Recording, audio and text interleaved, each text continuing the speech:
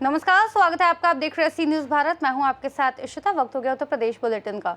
इस बुलेटिन में बात होगी बरेली की, जहां आशा वर्कर्स ने जिला अधिकारी को ज्ञापन सौंपा है। साथ ही बात होगी बस्ती की, जहां दुबौलिया पुलिस व एसओजी टीम को बड़ी सफलता मिली है। ऐसी तमाम खबरों पर करेंगे विस्तार से चर्चा।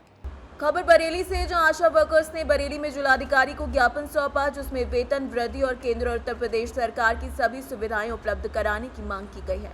उन्होंने बताया कि कम वेतन के कारण कार्य में दिक्कतें आ रही हैं, बावजूद इसके वे सेवा में लगे हैं। साथ ही कई संगठनों ने केंद्र सरकार के श्रम कानून संशोधनों, आर्थिक नीतियों और राष्ट्रीय संपदा निजीकरण के विरोध में 9 जुलाई को प्रस्तावित हड़ताल में भाग लिया। प्रदर्शनकारियों ने चारों श्रम कानूनों को रद्द करने की न्यूनतम वेतन 26,000 रुपए मासिक करने, स्थायी रोजगार देने, पुरानी पेंशन बहाल करने, मनरेगा बजट बढ़ाने, सरकारी कर्मचारियों के वेतन पेंशन में सुधार सहित अन्य मांगी रखी। ज्ञापन में राष्ट्रपति को संबोधित किया गया। प्रदर्शन में कई सामाजिक कार्यकर्ता और पार्षद मौजूद रहे। मैं राजेंद्र प्रसाद झंडियाल, मध्यांचल विद्युत कर्मचारी संघ संघर्ष समिति का संयोजक। आज यहाँ पर पूरे राष्ट्रव्यापी मजदूरों का जो आंदोलन हो रहा है, इस पूरे आंदोलन ने हमारे बिजली में हो रहे निजीकरण का भी समर्थन किया है। इस कारण से आज बिजली के सारे कर्मचारी, आज पूरे भारतवर्ष में लगभग 26 लाख कर्मचारी बिजली के इस आंदोलन में सम्मिलित हुए हैं और उत्तर प्रदेश के सारे बिजली के कर्मचारी संघर्ष समिति के बैनर के नीचे आज इस आंदोलन में सम्मिलित हैं। हमारा मानना है, हमारा कहना है सरकार से, वर्तमान में हमारे विद्युत प्रशासन से, कि 42 जिले जो हमारे निजीकरण के हाथों जा रहे हैं, जिसके कारण से हम लोग आज 218वां दिन है हमको लौटते लौटते, और हमारी कोई भी न सुन रहा है, न विद्युत प्रशासन सुन रहा है, न हमारे आज की तारीख में राजनीति क्षेत्र में ऊपर शीर्ष पर बैठे हुए लोग सुन रहे हैं। कोई वार्ता करने को तैयार नहीं। और हम 3.5 करोड़ उपभोक्ता आज लालटेन युग में झोंका जा रहा है। आज हम लोगों को तरह तरह की प्रताड़ना दी जा रही है। बिजली के कर्मचारियों को आंदोलन में सम्मिलित न हो, इस कारण से उनके स्थानांतरण यहाँ से 800 किलोमीटर दूर किए जा रहे हैं। 1500 स्थानांतरण कर दिए गए। संविदा कर्मियों की 40% छटनी कर दी गई। 55 साल से ऊपर के बिजली कर्मचारियों को हटा दिया गया। पहले भी 3,500 कर्मचारी संविदा के हटा दिए गए। ये तमाम प्रताड़नाएं, ये तमाम जो हमारे कर्मचारियों के बीच में उत्पीड़न हो रहा है, इस सबका हम सब लोग विरोध कर रहे हैं। और आज हम पूरे भारतवर्ष जो बंद हुआ है, जो 24 करोड़ लोग आज श्रमिक सड़कों पर है, उसके साथ में बिजली कर्मचारी, इस बात के लिए उनका आभार व्यक्त करते हैं, धन्यवाद ज्ञापित करते हैं अपने तमाम बिजली के कर्मचारियों के साथ जो आए हुए हमारे संगठन है, चाहे वो आशा बहन है, चाहे हमारी आंगनबाड़ी है, चाहे हमारे यहाँ बरेली में IWP के लोग हों, हमारे सिंथेटिक एंड केमिकल्स बंद पड़ी है उसके लोग हों, हमारे इफ्को के साथी हों, अन्य क्षेत्रों से श्रम संगठन जितने भी आए हैं, उन सबका हम आभार व्यक्त करते हैं, धन्यवाद ज्ञापित करते हैं कि आज के दिनमान में वो हमारे साथ हैं। जय हिंद, जय श्री। क्या मामला है? जी, मैं सतीश मेहता, राष्ट्रीय मजदूर कांग्रेस सेंटर का जिला अध्यक्ष हूँ और प्रदेश का वाइस प्रेसिडेंट हूँ। आज के दिन पूरे हिंदुस्तान में हमारे जितने महासंघ है हमारे और स्वतंत्र फेडरेशन है, उन सबके आह्वान पर आज हमारा 1 दिवसीय आज हड़ताल का कार्यक्रम है। जो सरकार ने 44 श्रम कानून हमारे बने थे, जो हमारे मजदूरों की सुरक्षा कवच थे, उनको इन्होंने 4 श्रम कोड में परिवर्तित कर दिया है। ये हमारा प्रबल विरोध है। हम चाहते हैं कि जो आपने 4 श्रम कानून बना दिए हैं वो निरस्त करें और जो 44 श्रम कानून हमारे चले आ रहे हैं आप उसी को ही चलने दीजिए।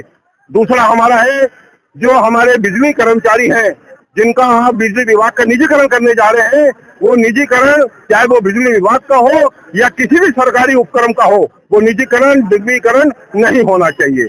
जो हमारे पेंशन भोगी कर्मचारी हैं, EPF 95 पेंशन के, जिनको 1,000 रुपए मिनिमम पेंशन मिल रही है, उनकी पेंशन 7,500 रुपए की जानी चाहिए और उसको पेंशन को महंगाई से जोड़ा जाना चाहिए तथा उनके परिवार के लोगों को आयुष्मान स्वास्थ्य योजना का लाभ भी मिलना चाहिए। जो हमारे इफ्को के कर्मचारी हैं, ये जो ठेके पे काम कर रहे हैं, इसके अलावा अन्य जगह भी हमारे ठेकों पे काम कर रहे हैं, उन सबको नियमित किया जाए, स्थायी घोषित किया जाए।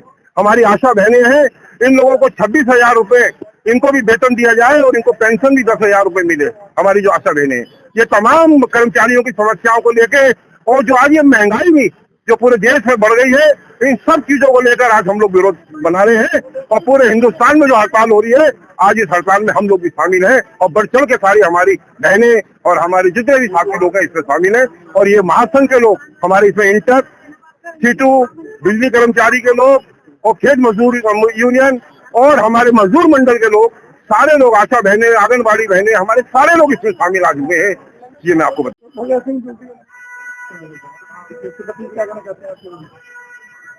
मैं जिलाध्यक्ष जिला बरेली को तिब्बती साहू।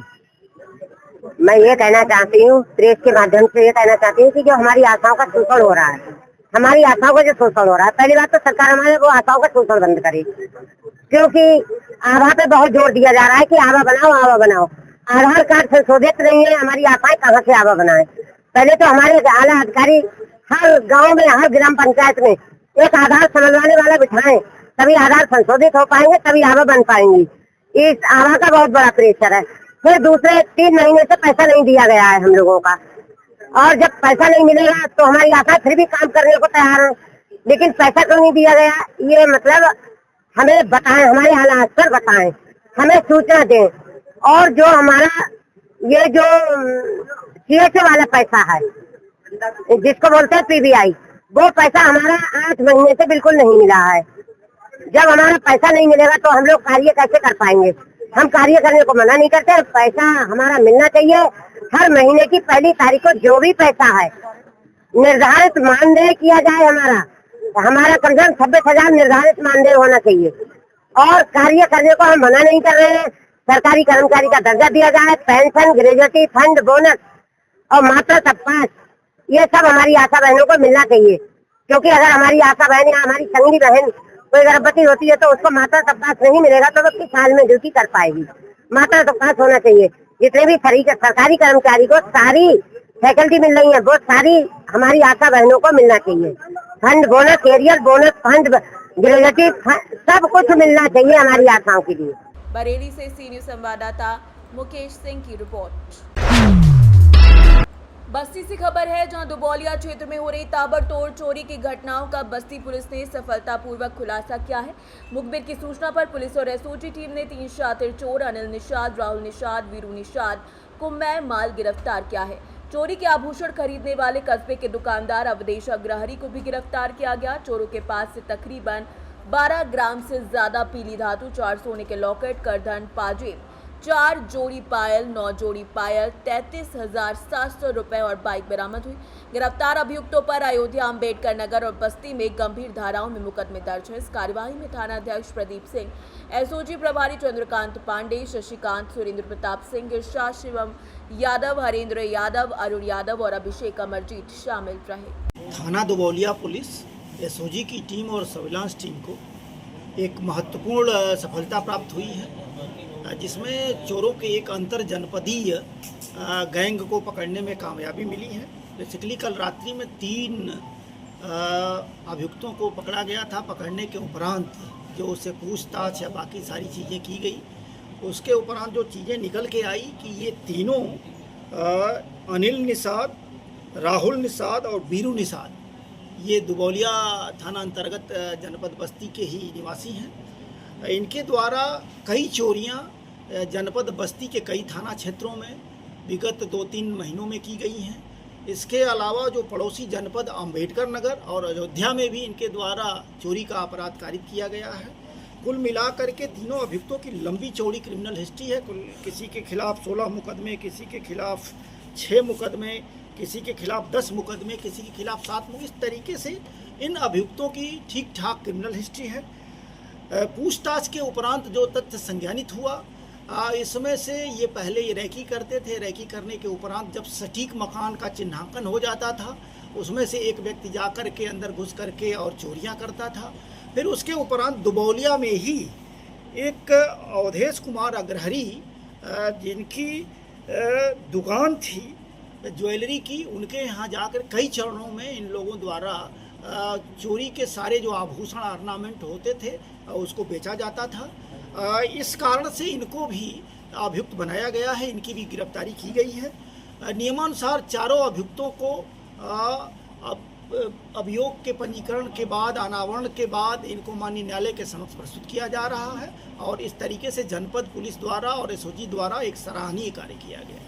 बस्ती से सी न्यूज संवाददाता दीपक सोनी की रिपोर्ट। फर्रुखाबाद से खबर है, जहां मोहम्मदाबाद थाना क्षेत्र के नगला पीरजाद निवासी अर्जुन यादव की बाइक को तेज रफ्तार पिकअप ने टक्कर मार दी। टक्कर इतनी भयंकर थी कि युवक के ऊपर से पहिया निकल गया और बाइक पिकअप में फंसकर लगभग 100 मीटर तक घसीटती चली गई। इसके बाद बाइक सवार की मौके पर दर्दनाक मौत हो गई।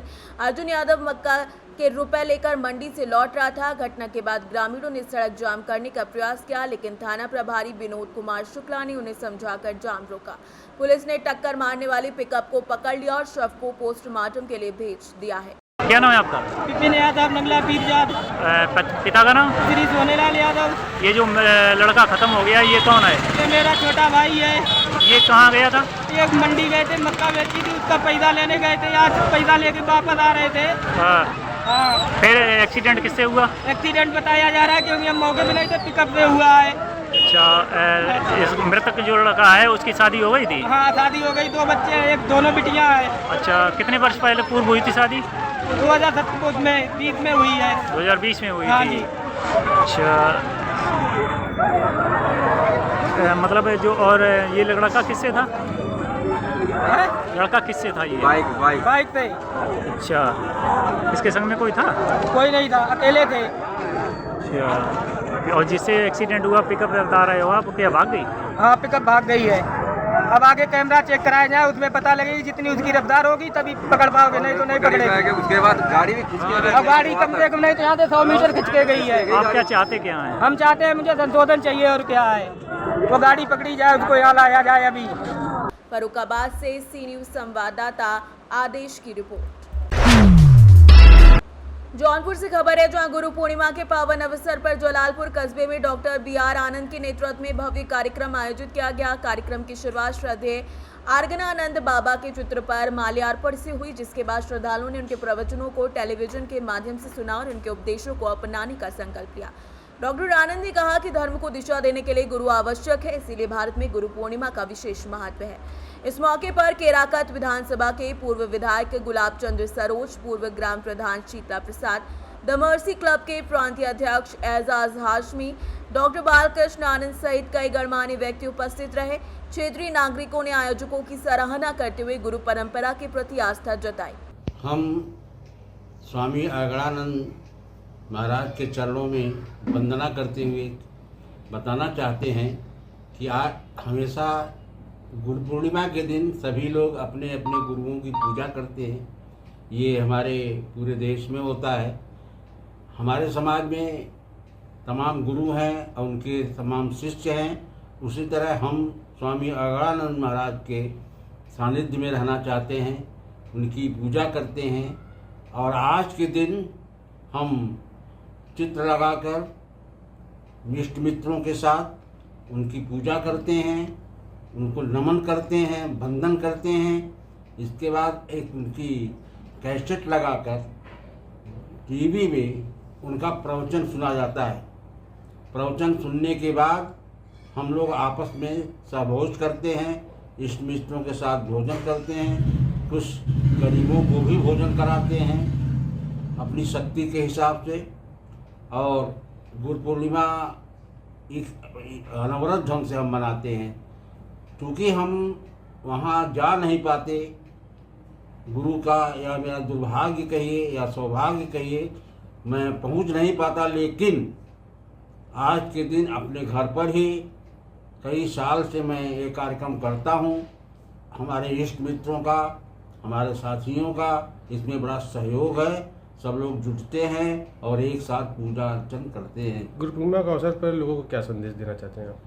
हम गुरु पूर्णिमा के अवसर पर ये कहना चाहते हैं कि धर्म आवश्यक है। इस पृथ्वी को, इस धरा को चलाने के लिए, देश को चलाने के लिए, समाज को चलाने के लिए धर्म एक अवलंबन है, उसका पालन करना जरूरी है। और उस अवलंबन में गुरु की एक विशेष आवश्यकता पड़ती है। गुरु एक स्थिति है, गुरु एक स्थिति है। और हमारे निगाह में इस समय सबसे अच्छे संत जो हमें लगते हैं वो स्वामी अगलानंद जी हैं। हम उनको नमन करते हैं, वंदन करते हैं। जौनपुर से सी न्यूज संवाददाता गुलजार अली की रिपोर्ट। रामपुर से खबर है, जहां वीर खालसा सेवा समिति अध्यक्ष और साथी ने अस्पताल के कर्मचारी को खून के सौदे और अवैध बिक्री करते हुए 3500 लेते हुए पकड़ लिया। आरोपी जो कुछ लोगों को 800 में खून निकालने का ठेका देता था, मौके से फरार हो गया। घटना की जानकारी उच्च अधिकारी और विधायक को दी गई। मौके पर पहुंचे सीएमएस ने आरोपी के खिलाफ थाना गंज में तहरीर दी। वीर खालसा सेवा समिति के अवतार सिंह ने कहा कि एक निंदनीय घटना है और उन्होंने प्रशासन से इस गैंग की जांच और दोषियों के खिलाफ कड़ी कार्रवाई की मांग की है। साथ ही अस्पताल में बाहरी व्यक्तियों के जमावड़े को रोकने और अवैध खून की बिक्री में लिप्त लोगों पर कानूनी कार्रवाई की मांग की गई है। मौके पर मनिंदर सिंह, कुलविंदर सिंह और अमनदीप सिंह भी मौजूद रहे। भैया क्या लिया था उसने? 3500 रुपये दिए मैंने। काय किसके बदले? खून के 3500 रुपये लिए आपसे? और आज भी तय किए थे। उम्र नहीं? नहीं, वो नाम नहीं जानते। नहीं, आज भी तय किए रहते 3500। पहचान भी नहीं है मैंने कल और कल किसी और ने दिए थे आपके रिश्तेदारों में से, आज आपने दिए? आज आपने।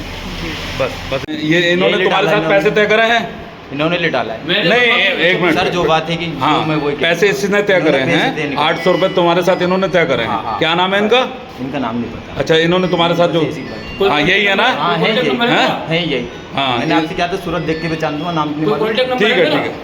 800 रुपये देंगे और तुम्हें कितने? 800 रुपये में तय करा? जी हैं? 800 रुपये तुम्हें देंगे और ये खुद कितने लेंगे? इसका हम क्या नहीं, तब भी तुम्हें 800 रुपये देंगे हैं? जी। 800 में तय करा तुम्हें। अब तुमने ब्लड निकलवा लिया और 800 रुपये आप इनको दे दोगे। जी। ठीक है जी। हाँ, तो पहले भी दिया 800 रुपये में या पहली बार दिया? नहीं, पहले दिया था मैंने 1 आध साल। उस वक्त कितने मिले थे? वही 800। आज भी 800 रुपये मिलेंगे तुम्हें ब्लड? जी। तो 800 रुपये ये तुम्हें ब्लड बैंक में मिल जाते हैं, यही दे देते हैं। कौन देता है? नहीं, हमसे कौन मिलने वाले हैं? बाहर ये चपरासी जो। क्या नाम था उसका? क्या नाम है? नाम भूल गया मैं। नाम बताओ। क्या नाम था? हमें नहीं पता, हमारे पास तो पड़ता लाया। मतलब तुम ब्लड दिया है 800 रुपये में, तुमने ब्लड दिया है ना? मतलब पैसों के लिए ब्लड दे रहे हो? हैं? जी, थोड़ी सी परेशानी है बस। तो तुम्हें कौन लेकर आया है यहाँ पे? लेके कौन आया था? वो है तो चपरासी। कौन से? बाहर। बाहर कौन से थे? ये? हाँ। मिलने का क्या नाम है उसका? नाम मालूम नहीं। वो यहीं अस्पताल का है? हाँ, यहीं के हैं। अस्पताल का ही है ना? अस्पताल में ही काम करता होगा, यहीं का जानकार होगा ना, उसी पता होगा। जी, है ना? रामपुर से सी न्यूज संवाददाता राजू राजपूत की रिपोर्ट। इस बुलेटिन में फिलहाल इतना ही। देश और दुनिया की तमाम बड़ी जानकारियों के लिए देखते रहिए सी न्यूज भारत।